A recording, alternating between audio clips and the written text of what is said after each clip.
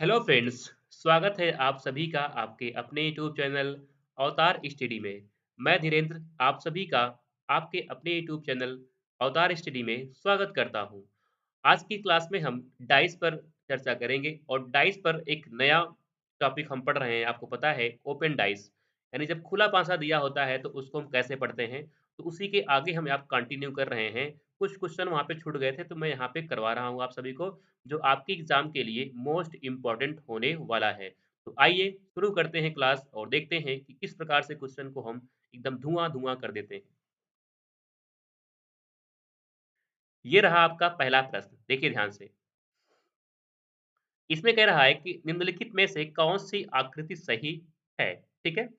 अब देखो यहाँ पे आकृति कैसे हम बनाएँगे, तो आकृति को बनाने के लिए हम करते क्या हैं, यहाँ पे अपोजिट मान निकालते हैं, ठीक है? तो अपोजिट मान जब निकालेंगे यहाँ पे, तो इसका जो अपोजिट होगा ब्लैंक का अपोजिट ब्लैंक ही होगा, ठीक है? तो एक जो ब्लैंक है इसका अपोजिट ब्लैंक ही होगा, ठीक है? कुछ लिखा नहीं है।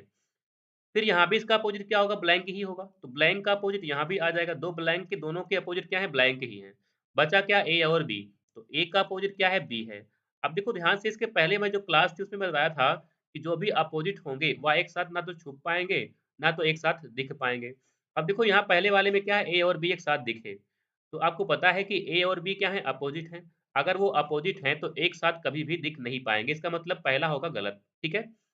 दूसरे वाले में ए और बी यहाँ भी एक साथ हैं, तो एक साथ दिख पाएगा? नहीं दिख पाएगा। अब देखो यहाँ ध्यान से देखो पहले, 4 वाले में क्या हुआ? ए और बी दोनों एक साथ छुप गए। तो हमको पता है कि अपोजिट जो होंगे वह एक साथ ना तो छुपेंगे और ना तो एक साथ दिखेंगे। तो 4 वाले में क्या हुआ? 4 वाले में एक साथ छुप गए, इसका मतलब 4 वाला भी नहीं होगा। तो क्या बचेगा? Option number 3। ऑप्शन नंबर 3 मतलब केवल एक, हाँ, केवल 3 क्या हो जाएगा? केवल 3 हो जाएगा हमारे इस क्वेश्चन का सही जवाब। यानी ऑप्शन नंबर ए हो जाएगा सही। चलिए आगे देखते हैं इसमें और जो हमारा प्रश्न बनेगा वो किस प्रकार का बनेगा। ये रहा हमारा दूसरा प्रश्न, ठीक है? देखो दूसरे प्रश्न में क्या दिया है, यहाँ पे आपको एक ओपन डाइस दे रखा है और उस ओपन डाइस में कह रहा है, निम्नलिखित में से कौन-सा विकल्प दिए गए पासे का प्रतिनिधित्व करेगा जब इस पासे को बंद किया जाता है तो, ठीक है? जब हम पासे को फ़ोल्ड करेंगे तो उस अकॉर्डिंग यहाँ पे किस आकृति या किस ऑप्शन में वह पासा सेम टू सेम बनेगा, तो वो आपको ऑप्शन चूज़ करना है। अब देखो ध्यान से पहले मेरी बात सुनो। मेरी बात ये सुन लो कि अगर इस प्रकार का अगर पासा आपको देगा, तो हम क्या करते हैं? देखो जब ये पासा देगा तो उस अकॉर्डिंग यहाँ पे क्या होगा, उस अकॉर्डिंग देखो पहले ध्यान से, यहाँ पे हमके क्या है, यहाँ पे ये 4 खाने बने हैं, 1 ऊपर लिखा है, 3 नीचे लिखा है, 4 यहाँ पे लिखा है और 2। तो जब इसको हम फ़ोल्ड करेंगे, जब इन सबको हम फ़ोल्ड करेंगे, ध्यान से मेरी बात समझो, जब हम फ़ोल्ड करेंगे तो फ़ोल्ड करने के बाद ये किस प्रकार बनेंगे? तो याद रखो जब ये फ़ोल्ड होगा तो उस अकॉर्डिंग इसकी जो शेप बनेगी कुछ इस प्रकार बनेगी। देखो जब ये फ़ोल्ड होगा तो ये 1 यहाँ पे आएगा, 2 यहाँ पे आएगा, 3 यहाँ पे आएगा और 4 यहाँ पे। यानी जैसे ये पहले क्लॉकवाइज़ था, फ़ोल्ड करने पर कैसे बन गया ये? फ़ोल्ड करने पे बन गया ये एंटी क्लॉकवाइज़, ठीक है? तो यहाँ पे आपको याद रखिएगा कि जब फ़ोल्ड होता है तो वो जस्ट अपोज़िट होता है। यानी अगर वो क्लॉकवाइज़ शेप पहले थी उसकी, तो फ़ोल्ड होने के बाद वह एंटी क्लॉकवाइज़ का रूप लेगा। अगर वह एंटी क्लॉकवाइज़ था पहले, तो फ़ोल्ड होने के बाद वह क्लॉकवाइज़ का रूप लेगा। तो ये बातें आपको थोड़ा-सा ध्यान रखनी पड़ेगी और ये मोस्ट इम्पोर्टेंट प्रश्न है, क्योंकि ऐसे क्वेश्चन आजकल एग्ज़ाम में ज़्यादा आने लगे हैं। चलो देखो, अब यहाँ पे हम डी का अपोज़िट देखें तो डी का अपोज़िट क्या होगा? आप सीख गए हैं कि डी का अपोज़िट कैसे निकालेंगे? ई हो जाएगा डी का अपोज़िट। ए का अपोज़िट क्या होगा बताओ? तो ए का अपोज़िट हो जाएगा सी। ए का अपोज़िट हो जाएगा सी। अब बचा क्या? बी। तो बी का जो अपोज़िट होगा वो क्या होगा? वो ये 4 अक्षर हो जाएँगे जो हम यहाँ पे आपको दिखाए थे। ये क्लॉकवाइज़ है, तो ये अभी क्लॉकवाइज़ शेप बना रहा है, लेकिन ये बंद होने के बाद कैसा बनेगा? ये हो जाएगा एंटी क्लॉकवाइज़ शेप में। ये हो जाएगा एंटी क्लॉकवाइज़ शेप में। अब देखो बी अगर है, अगर यहाँ पे बी है तो उस अकॉर्डिंग जो बी वाला खाना देखो यहाँ पे एक साथ में आ गए, तो दोनों अपोज़िट एक साथ नहीं आ पाएँगे। यहाँ पे देखो ए, यहाँ पे देखो ए है तो क्या है? सी गायब है, डी है तो ई गायब है और अगर ये जो खाने हैं वो क्या है, उसमें बी गायब है। हो सकता है लेकिन चेक करो क्या ये एंटी क्लॉकवाइज़ है क्या? क्या ये एंटी क्लॉकवाइज़ है? देखो 1, 2, 3, 4 बिल्कुल सही है। ये है एंटी क्लॉकवाइज़। तो हमारे इस क्वेश्चन का सही जवाब हो जाएगा ऑप्शन नंबर बी। लेकिन सी और डी चेक कर लो, तो डी और सी में आपको दिख रहा है कि यहाँ पे ये क्लॉकवाइज़ है। क्लॉकवाइज़ नहीं होगा, ये ये फ़ोल्ड होने के बाद ये एंटी क्लॉकवाइज़ बनेगा। इसका मतलब सी भी नहीं होगा। अब देखो यहाँ पे चेक करोगे तो यहाँ भी देखो एक के बाद 4 आ गया, या एक के बाद क्या है यहाँ पे, एक के बाद 2, 3 और 4 है। ये कैसा है? ये भी है एंटी क्लॉकवाइज, ये भी कैसा है? Anti clockwise. लेकिन देखो ध्यान से यहाँ पे डी और ई ना, यहाँ पे क्या है? ई और सी। तो ई का अपोजिट क्या है बताओ? ई का अपोजिट है यहाँ पे, ई का अपोजिट क्या है? तो ई का अपोजिट है डी, और ए का अपोजिट क्या है? सी। तो उस अकॉर्डिंग इसमें क्या होगा बताओ? इसमें क्या होगा? डी। अच्छा, 1 मिनट गलती कर दिया क्या यहाँ पे? 1 सेकंड रुकिए। यहाँ पे हमने यहाँ पे जो क्लॉकवाइज, ये क्लॉकवाइज हो रहा है कि एंटी क्लॉकवाइज चल रहा है? देखो 1, 2, 3, 4, 1, 2, 3, 4, ठीक है? ये कैसा है? ये है एंटी क्लॉकवाइज, ठीक है? ये कैसा है? ये है एंटी क्लॉकवाइज, है ना? उसके बाद देखो यहाँ पे क्या है? ई वाले में 1, 2, 3, 4, यहाँ भी क्या है? यहाँ भी है एंटी क्लॉकवाइज, ठीक है? तो उस अकॉर्डिंग यहाँ पे क्या बन जाएगा?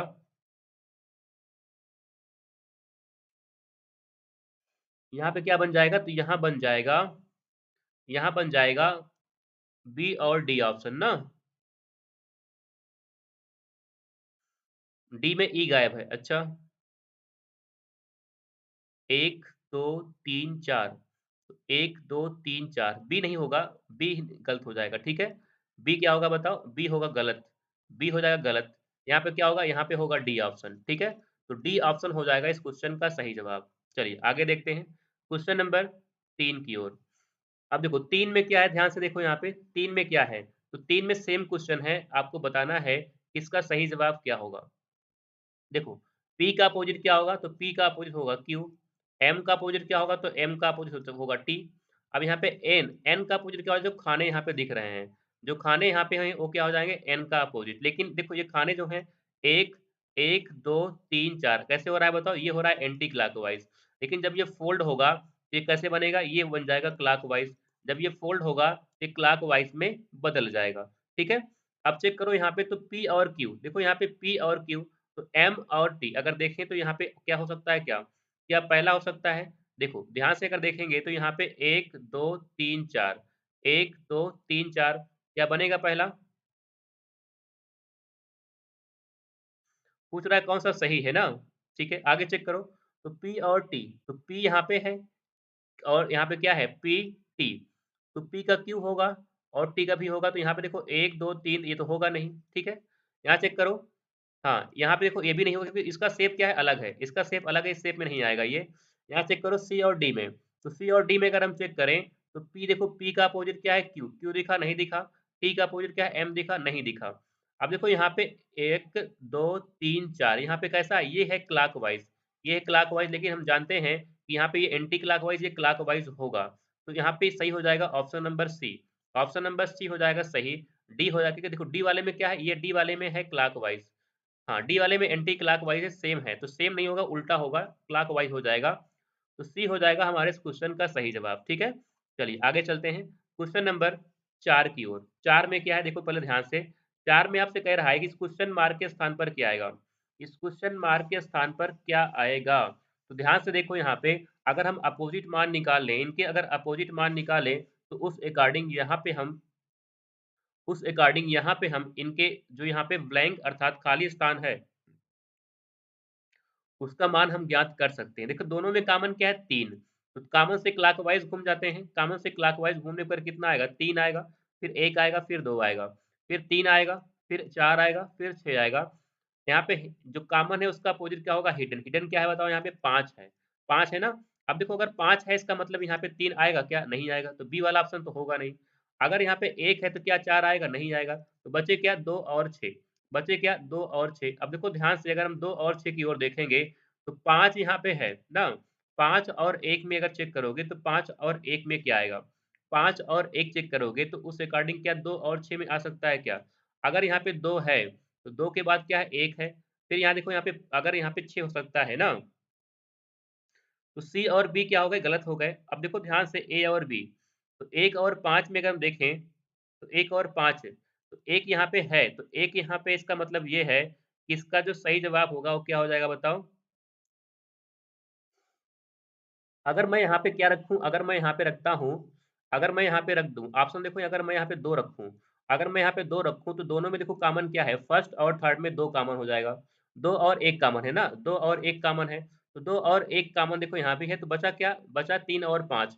क्या 3 और 5 दूसरे के अपोजिट हैं? हाँ, हैं। इसका मतलब यहाँ पे 2 ही आएगा। ठीक है? देखो ऑप्शन से करो यहाँ पे, अगर हम 2 रखूँ यहाँ पे, मैं 2 रखूँ, तो फर्स्ट और थर्ड में दोनों में क्या होगा? 2 सरफेस कॉमन डाइस बनेगा, क्योंकि 1 और 2 क्या होगा? कॉमन होगा। तो जो 2 सरफेस कॉमन में पढ़ चुके हैं कि जो बच जाएगा वो क्या होगा? एक दूसरे का अपोजिट। तो अभी हम अपोजिट निकाले हैं, 3 का अपोजिट क्या है? 5 है। बिल्कुल सही है। इसका मतलब ये है कि यहाँ पे क्या आएगा? 2 आएगा। चलो मैं और चेक करता हूँ, अगर मैं 6 रखता हूँ यहाँ पे, अगर मैं 6 रखता हूँ तो इस अकॉर्डिंग देखो यहाँ पे क्या होगा? यहाँ पे फर्स्ट और सेकंड और थर्ड में क्या है? 6 कॉमन होगा। तो कॉमन से क्लॉकवाइज घूम जाओगे तो क्या मिलेगा? 6, 3, 4। यहाँ पे कॉमन के नीचे कॉमन ही आएगा, 6, 5, 1 आएगा और 6 का अपोजिट हो जाएगा 2। लेकिन देखो 6 का अपोजिट 2 तो है, 3 का अपोजिट 5 भी है या 4 का अपोजिट 1 भी है। ठीक है? तो यहाँ पे अगर देखेंगे तो उस अकॉर्डिंग यहाँ पे क्या आएगा? 6, 3, 4, 6, 3, 4, फिर 6, 5, 1 ना? 6, 5, 1 तो 6 का अपोजिट 2 आ जाएगा। 5 का अपोजिट क्या है? 3, 1 का अपोजिट 4 है। अच्छा दोनों आ रहा है क्या? 5 और 3, ठीक है?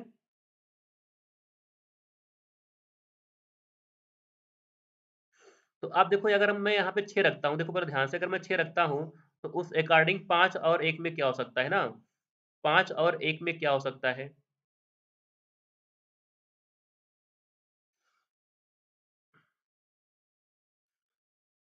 अच्छा 2 यहाँ पे रखता हूँ, दो अच्छा 1 सेकंड, मैंने गलती कर दिया। देखो यहाँ पे अगर मैं 2 रखूँ, तो 2 से 1 के लिए क्या होगा? देखो 2 से 1 के लिए क्या होगा?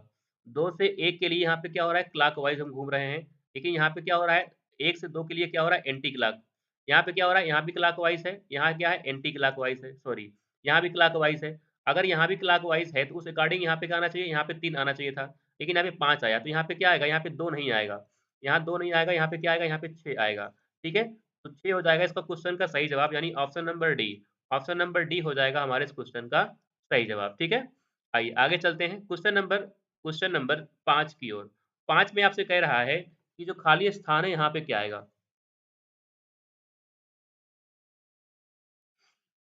देखो, पहले यहाँ पे अपोजिट निकालेंगे तो क्या होगा? 3, 3 कॉमन है तो कॉमन से क्लॉकवाइज़ घूम जाओ। कॉमन से क्लॉकवाइज़ घूमो तो क्या मिलेगा बताओ? 3 मिलेगा, फिर 1 मिलेगा, फिर 2 मिलेगा, फिर 3 मिला, फिर 4 मिला, फिर 6 मिला। तो कॉमन का अपोजिट क्या होगा? हिडन मतलब 5 होगा, ठीक है? अब देखो यहाँ पे 5 है, तो क्या 3 आएगा? नहीं आएगा।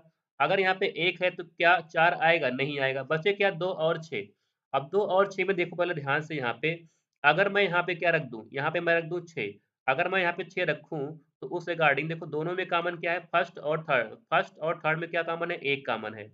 तो 1 से क्लॉकवाइज़ घूम जाएँगे तो 1 से क्लॉकवाइज़ घूमने पर क्या आएगा? 1 मिलेगा, फिर 2 मिलेगा, फिर 3 मिलेगा, यहाँ पे 1 मिलेगा, फिर 5 मिलेगा, फिर 6 मिलेगा और 1 का अपोज़िट क्या होगा? 4 होगा।